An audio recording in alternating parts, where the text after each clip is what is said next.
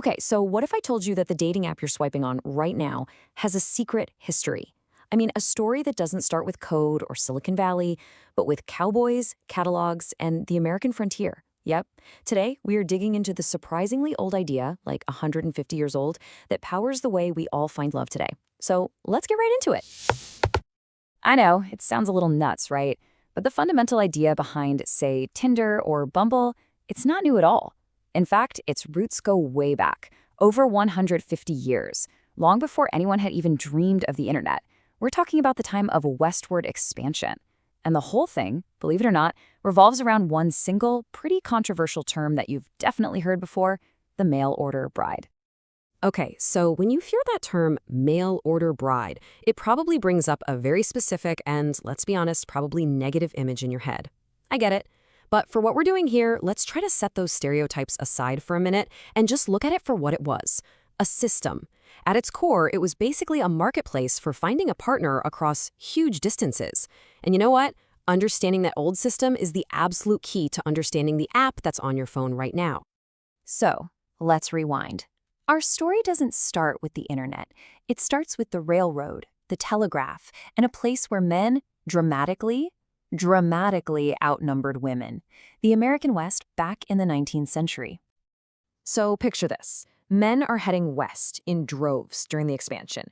They're building these brand new towns full of miners, farmers, ranchers. But there's one big problem. Hardly any women followed them out there. This created a massive demographic imbalance. So what did they do? Well, these guys started placing marriage ads in newspapers back east. And women, who were maybe looking for adventure or just a better life, would see these ads and respond. Their entire courtship would happen through letters. The Postal Service, you could say, was their matchmaking algorithm. And this is a really crucial point. This wasn't originally about, ordering a person like a product. It was just a practical solution to a very real problem. I mean, think about it. When the only way to talk to someone thousands of miles away was through the mail, the term mail order bride was just a description of the process.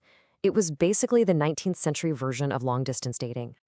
All right, so now let's fast forward a bit to the 20th century, because this little domestic solution, it's about to explode into a full-blown international industry. The world was shrinking, and the marriage market was about to go global. You see, after World War II and then later the Vietnam War, thousands of American soldiers came home with wives from places like Japan, Korea, and the Philippines. This created a whole new kind of international connection, and you know who noticed? Professional brokers. They saw a huge opportunity. By the 80s and 90s, you had these glossy catalogs circulating, just filled with photos of women from Southeast Asia, Eastern Europe, and Latin America.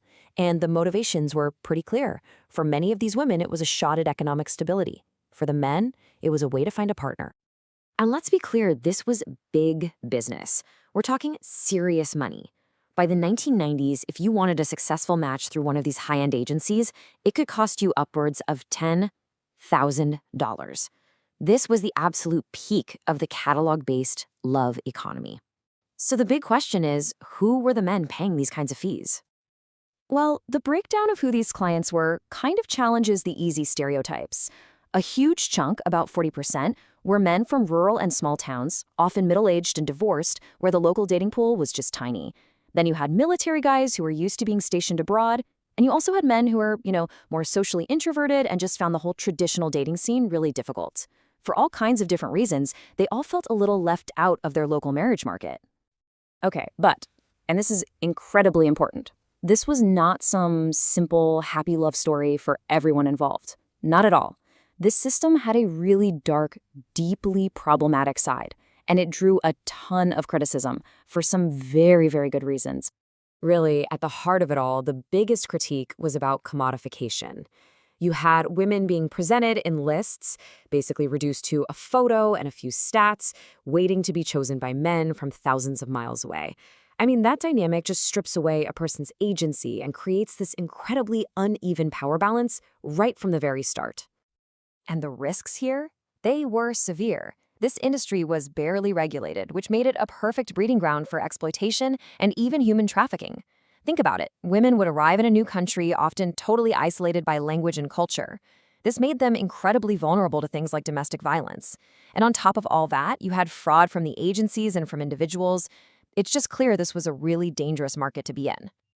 So, how did this whole controversial broker-led system finally start to crumble? Well, the big disruptor was the same force that has changed pretty much everything else in our lives: technology, and more specifically, the rise of the internet. Now, this evolution, it was gradual, but it was decisive. See, in the old model, the broker controlled literally everything: the letters, the photos, the entire connection. Then the first websites popped up, which were pretty much just digital versions of the catalogs. But the real revolution? That came with social media and instant messaging. All of a sudden, people could connect with each other directly, for free, with no middleman getting in the way. And just like that, poof, the traditional mail-order bride agency, that whole business model was disrupted almost into extinction.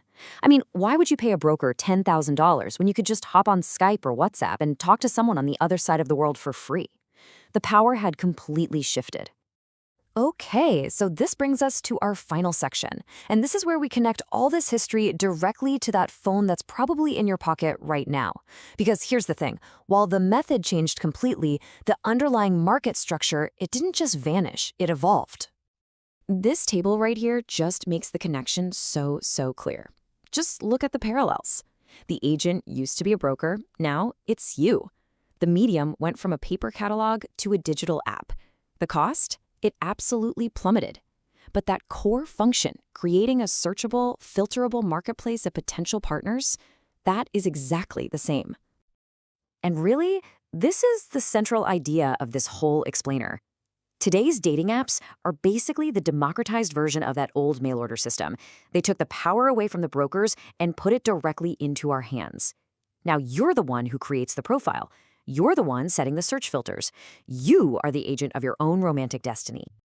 There's this fantastic quote from our source material that just nails this idea perfectly.